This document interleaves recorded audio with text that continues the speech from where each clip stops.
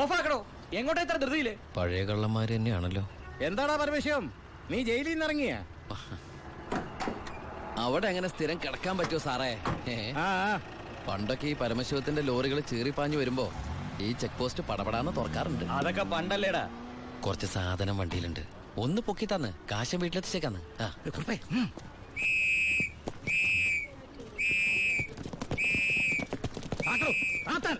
ഞാൻ പറയാതെ ഒറ്റ വണ്ടി കടത്തി വിടരുത്. എന്താ സാർ പ്രശ്നം? എന്താ നിനക്ക് അറിഞ്ഞൂടാ?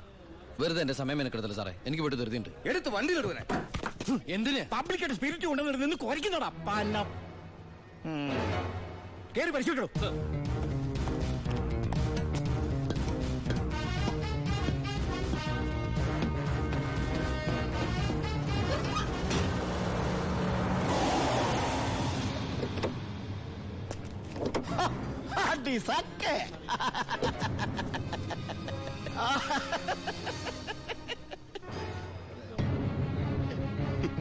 എന്തായടോ സാറേ, ഇത് വെറും വെള്ള. വെള്ളമോ? ഒന്നുകൂടെ ഒന്ന് മണത്ത് നോക്കണോ? എങ്ങനെ മണത്ത് നോക്കിയാൽ ഇത് വെറും വെള്ള. പ്ലാച്ചിമടയിൽ എന്തൊരു വരൾച്ച സാറേ. ഞാൻ അങ്ങോട്ടേക്ക് കുടിവെള്ളം കൊണ്ടുപോകുന്നതാ. പച്ചവെള്ളം വിറ്റിട്ടെങ്കിലും നമ്മൾ ജീവിച്ച് പൊക്കോട്ടെ സാറേ. അല്ല സാറേ, കുടിവെള്ളം കൊണ്ടുപോകുന്ന അറസ്റ്റ് ചെയ്യാൻ മാത്രമുള്ള കുറ്റമാണോ? അല്ല, നമ്മളോട് കുറച്ചാളില്ലാത്തോണ്ട് നിയമം മാറിയതൊന്നും അറിഞ്ഞില്ല. പോരാത്തതിന് ഇന്നത്തെ പത്രം വായിച്ചിട്ട് 5-6 ദിവസമായി സാറേ. നിന്ന് ചിലക്കാതെ വണ്ടി എടുത്തോണ്ട് പോടാ. അല്ല സാറേ, സാർ എന്നെ പണ്ട് ഒരുപാട് സാറേന്ന് വിളിച്ചിട്ടുള്ളല്ലേ, എന്റെ കയ്യിൽ നിന്ന് ഒരുപാട് കാശ് വാങ്ങിച്ചിട്ടുള്ളല്ലേ. ഞാൻ ജയിലിൽ നിന്ന് വന്നപ്പോ പലരും പറഞ്ഞിട്ട് ഞാൻ വിശ്വസിച്ചില്ല സാറേ. സാറൊക്കെ പഴയ സാറല്ല, പുതിയ സാറുമാരുടെ സാറാണെന്ന് പറഞ്ഞു സാറേ. നിർത്തണം നിന്റെ ഈ സാറ് വിളി. നീ ഏതർത്ഥത്തിലാ ഈ സാറേ എന്ന് വിളിക്കുന്നത് എനിക്ക് നന്നായിട്ട് മനസ്സിലായി. അപ്പൊ ഞാൻ ഉദ്ദേശിച്ച സാറ് മനസ്സിലായി. സന്തോഷം. വരട്ടെ സാറേ. വെറുതെ സാറേ. എന്താ സാറേ? വീട് സാറേ.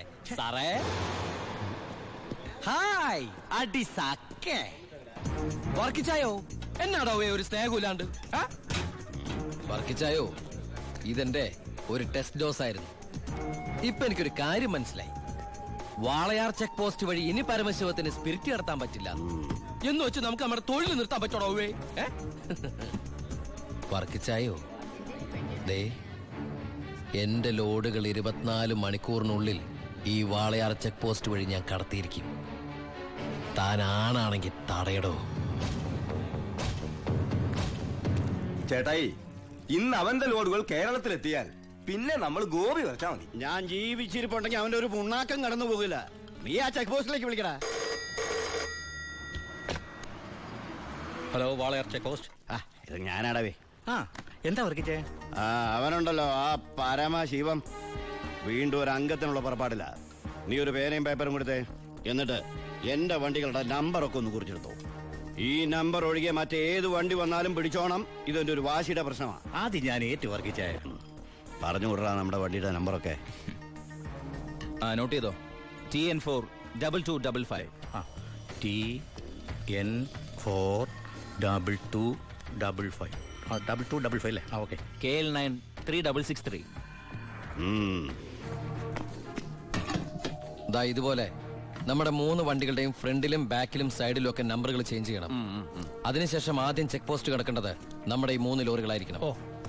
ആദ്യത്തെ വണ്ടിയിലെ കിളിയായിട്ട് നീ ഉണ്ടാവണം. ആര് ചോദിച്ചാലും ചിന്നാടന്റെ ലോഡാന്ന് പറഞ്ഞാൽ മതി.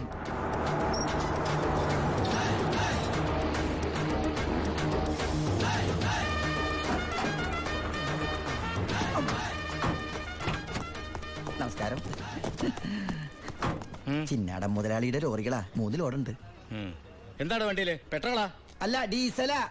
കുറുപ്പേ സർ, ചിന്നാടന്മാരുടെ ലോറികളാ. ആ നമ്പരല്ല ഒന്ന് ചെക്ക് ചെയ്തേ.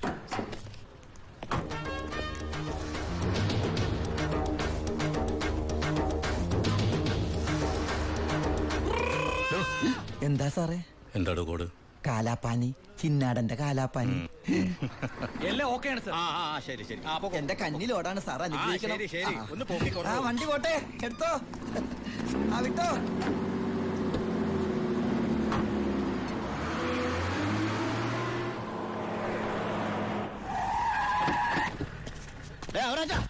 എവിടെ പോയി? എവിടെ ഉണ്ടോ മുതലാളി? എന്താ മുതലാളി? ചെക്ക് പോസ്റ്റിലൊക്കെ പറഞ്ഞു. കോഡ് മറക്കണ്ട. കാലാപ്പാനി. ശരി മുതലാളി, ശരി.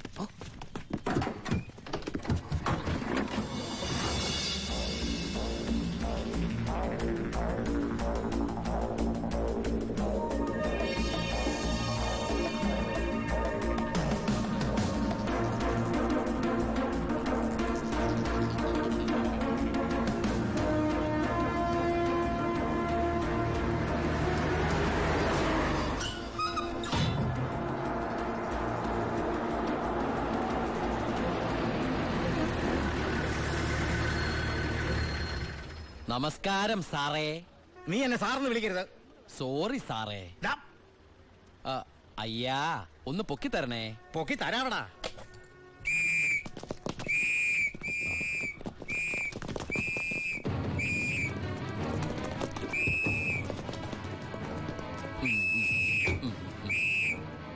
എല്ലാരും ആയില്ലേ?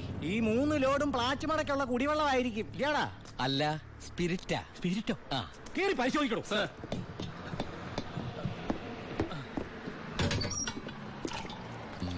അമ്മയ്ക്കൊക്കെ സുഖമല്ലേ സാറേ?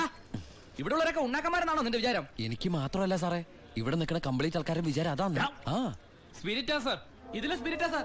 ഇതിലും സ്പിരിറ്റാ പറയുന്ന അവരുടെ ഒരു സ്പിരിറ്റ് ഉണ്ടല്ലേ സാറേ? കൈയെടുക്ക് സാറേ. ഏയ്,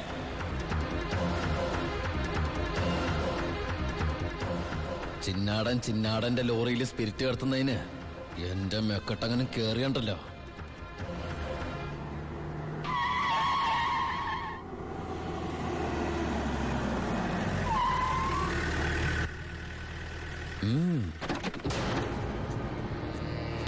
ഹായ് അടിസാക്കേ. എവിടെയായിരുന്നു ഔവേ? വണ്ടിയുടെ മുമ്പിലല്ലോ എസ്കോട്ട് വരുന്നത്. ഇവരെന്നെ സംശയിച്ചില്ലയോ? നീ വടാ അവിടുന്ന്. എന്നതാണോ പ്രശ്നം? ഈ ലോറികൾ ആരെന്നുള്ളതാ പ്രശ്നം. ഇതെന്റെ ലോറികൾ തന്നെ. കേട്ടല്ലോ, എല്ലാരും കേട്ടല്ലോ. കള്ള സ്പിരിറ്റുമായിട്ട് വന്ന ഈ 3 ലോറികളും നമ്മുടെ ബഹുമാനപ്പെട്ട വർക്കിച്ചിന്റേതാണെന്ന്. അപ്പനെന്നതേ പറയുന്നേ? ഇത് നമ്മുടെ ലോറികളല്ല. അത് തന്നെയാണോ ഞാനും പറയാൻ വന്നത്. ഇത് നമ്മുടെ ലോറികളല്ല. ഇത് വർക്കിച്ചിന്റെ ലോറി എന്നെ ഇത് കൊച്ചുവളുടെ പേരിലായിട്ടിരിക്കുന്നത് ചഞ്ചൽ. ഇത് എന്റെ ലോറികളെ അല്ല. അല്ലേ? അല്ലെന്ന് പറഞ്ഞില്ലേ? അപ്പൊ ഓക്കെ. വർക്കിച്ചായന്റെ ലോറികൾ അല്ലെങ്കിൽ നമുക്ക് പിടിച്ച് അകത്തിട്ടല്ലോ സാറേ. എന്തായാലും ഉടമസ്ഥൻ വരുമല്ലോ, അപ്പൊ അയാളെയും പിടിച്ച് അകത്തിടാം. എങ്ങനെയുണ്ട് എന്റെ ഐഡിയ? സാറിന് ടോയ്ലറ്റ് പോകാൻ പറ്റുന്നുണ്ടോ? ഫേസ് വല്ലാണ്ടിരിക്കണു. വർക്കിച്ചായ ഒന്ന് ഇങ്ങോട്ട് വന്നേ. വന്നേന്ന് ഇങ്ങോട്ട് വന്നേന്ന് ഞാനല്ലേ വിളിക്കണേ. വർക്കിച്ചന് ലോറി ലോഡ് അടക്കം വൻ നഷ്ടം വരുമെന്ന് എനിക്കറിയാം. വർക്കിച്ചന്റെ വണ്ടികളുടെ നമ്പർ ഉപയോഗിച്ച് എന്റെ ലോറികള് 1 മണിക്കൂർ മുമ്പ് പാലക്കാട് അതിർത്തി കടന്നു. ഇനി മഷിയിട്ട് നോക്കിയാലും കിട്ടില്ല. എന്തിനാ വർക്കിച്ചൻ എന്റെ റൺവേ കയറി കളിച്ചത്? അതുകൊണ്ടല്ലേ ഞാൻ കയറ്റി കളിച്ചത്. ഇനി എന്റെ റൺവേ കയറി കളിച്ച ഇതൊരു സാമ്പിൾ വെടിക്കട്ട. തൃശൂർ പൂരം കാണാൻ പോകുന്നേ ഉള്ളൂ. വരട്ടടവേ. ഒന്ന് തള്ളിക്കേ. അയാളെ വിളി. സാറേ ഒന്ന് പൊക്കിക്കേ.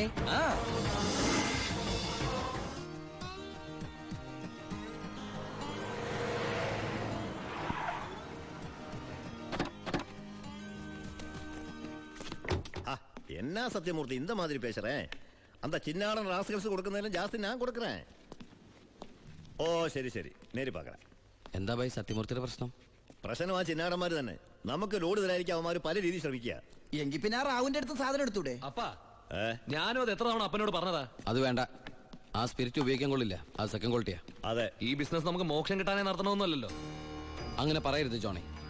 ചെയ്യുന്നത് സ്പിരിറ്റ് കച്ചവടാണെങ്കിലും അതിലുണ്ട് ഒരു നേരുന്നറിയും. ഇന്നേ വരെ നമ്മുടെ സ്പിരിറ്റ് ഉപയോഗിച്ചിട്ട് ആർക്കൊന്നും സംഭവിച്ചിട്ടില്ല. ആ വിശ്വാസം നശിപ്പിക്കരുത്. എന്ന് വെച്ചാൽ സത്യമൂർത്തിയുടെ നീ ഇതിൽ ഇടപെടണ്ട. ഓ ശിവ, അവനൊന്നും അറിയില്ല, വിട്ടുകള. ഞാന് സത്യമൂർത്തി ഒന്ന് കണ്ടിട്ട് വരാം. ആ ശിവ, നിനക്കൊരു കത്തുണ്ടായിരുന്നു ദുബായിന്ന്.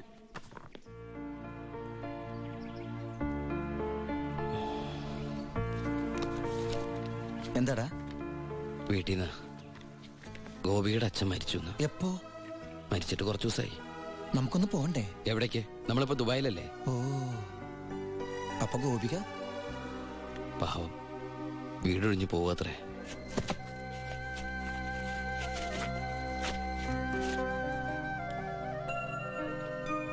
എന്നാ ഞങ്ങള് നാട്ടിലെ വീട്ടിലാരും ഇല്ലാത്ത സ്ഥിതിക്ക് മോളെ ദിവാകരന്റെ വീട്ടിൽ തന്നെ ആയിരിക്കും താമസിപ്പിക്കുക അല്ലേ? അതിൽ ചെറിയൊരു പ്രശ്നമുണ്ട്.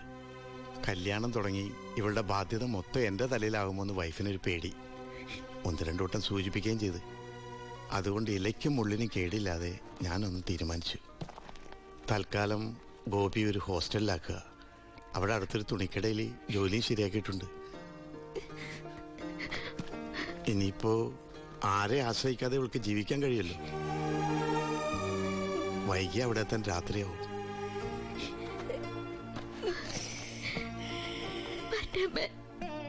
എന്റെ മോളെ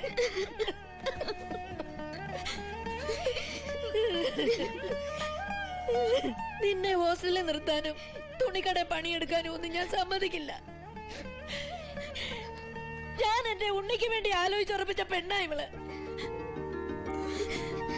അവൻ ദുബായിൽ നിന്ന് വന്നാൽ ഉടനെ ഇവരുടെ കല്യാണം നടക്കും. 10 ദിവസം മുമ്പ് ഇവൾ ഈ വീട്ടിലേക്ക് കയറിയെന്ന് വിചാരിച്ച് ഒന്നും സംഭവിക്കാൻ പോണില്ല.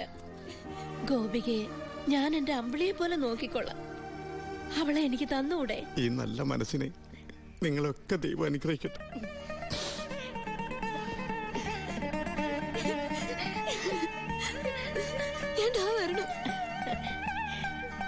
വാ മോളെ.